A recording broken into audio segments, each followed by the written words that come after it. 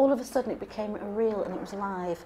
History up until then had been either hundreds of miles away or hundreds of years ago in time, and all of a sudden history was here on their doorstep.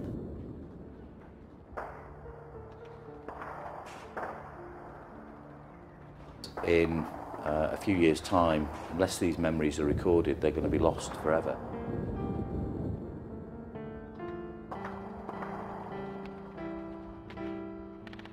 These things were happening here where we live, and I think that made it extra special.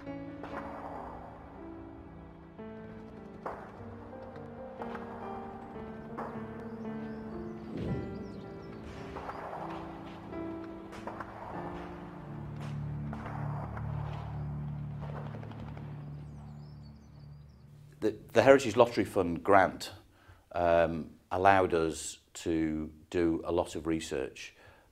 We're quite a small team here at Newby focused on particularly opening the house and the gardens up to the public.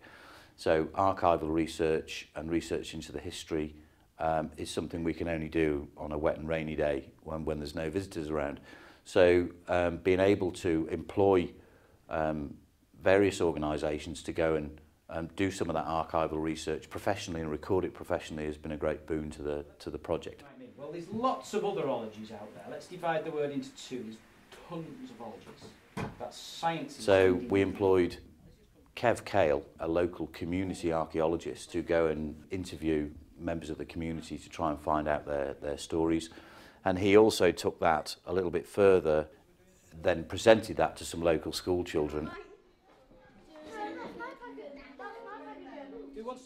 We've studied how life was for children in Skelton during the war, and that's been our main emphasis about how it affected them, if they were living here, evacuees coming in, the fact that their parents, their fathers might have been sent off to war, and how it affected them, their everyday lives. So we've got lots of documents now recording people's memories and how they related to the war and to Newby Hall, and not only the hall and the estate, but also the local villages around. The Newby project gave us a slightly different slant on things, because it brought aspects of the war into our project that we hadn't thought about and that we didn't know about, and was very excited to find out all these new things about what had been happening here or could have been happening here in the war. There's a rich vein of stories because we've got so many airfields around us relating to planes, and amazing stories of heroics and plane crashes and things, and very sad stories as well.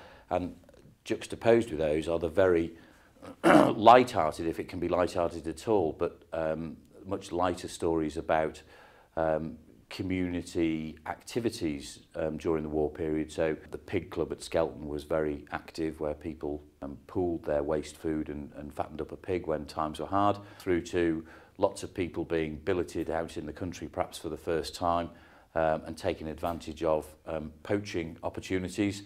So there's lots of estate correspondence with between the estate office and various members of the military trying to rein their soldiers in who were having free rein around the countryside.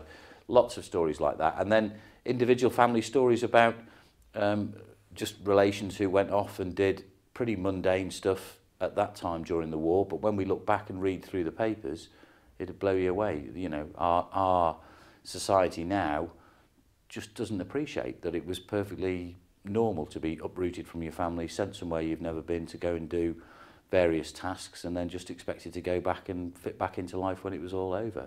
We're very excited about working with the archaeologist and looking at the map of Newby and thinking about how they would protect the royal family. That was something that they really felt that they were actually doing it for real. The Coates mission was instigated very early in the early stages of the Second World War, and it was a plan to provide safe haven or refuge for the royal family should their royal residences in London particularly come under attack. Some houses were identified, Newby being one, and Newby is the furthest north, a few in Shropshire and a few on the outskirts of London. These houses were requisitioned and were freed from any other war-related purpose so that it could be ready to receive the royal family with only 6 hours notice. What would have happened if? There was a lot of questions like that. What had happened if? Things that we hadn't thought about. What happened if Hitler had won? And what happened if the royal family came here? How long could they hold out for? And what happened, we were talking about the First World War as well, and finding out that the Zeppelins had dropped bombs just outside Ripon. I think the benefits to the younger sectors of the community are that they have the opportunity to hear firsthand about the activities that went on. The history is not 16th century, 14th century, it's a couple of generations ago, you know, so it's important that they know that just for their own well-being. What they do with that information in their own heads is up to them entirely, but at least we've given them the opportunity to not forget it. Anything that can get the children out of the classroom and actually into a situation that makes the topic, the subject that they're studying real, actually gives an extra dimension. To have this huge resource and this exciting adventure and all these exciting things happening on our doorstep, it was wonderful. And it involved parents, it involved our grandparents. It was personal to us. It made us feel special. So Kev Cale's done the community archaeology side of things and presenting that to the school children. And then David Winpenny, a local historian, chairman of the Civic Society in Ripon, has done the archival research for us, which is in one way a little less glamorous, but has been equally fascinating, really. In one way, we've got a sort of a feel-good factor in that the passing of time has been recorded and we've not lost it, the information. We've also opened up the archives, and that information will be within the exhibition. And on the other hand, hopefully 140,000 people this year and 140,000 people next year will enjoy the exhibition, and the same benefits of remembering and honouring will be carried through to generations beyond. It is geared up for all age ranges, the exhibition, so it will be of tremendous interest to school children and adult groups as well. And we have a very efficient system to be able to book people in, if you like, and show them around the exhibition. So just through the website, just give us drop us an email or give us a call, and we can set that up, no problem at all. The more people who see this, the better, really.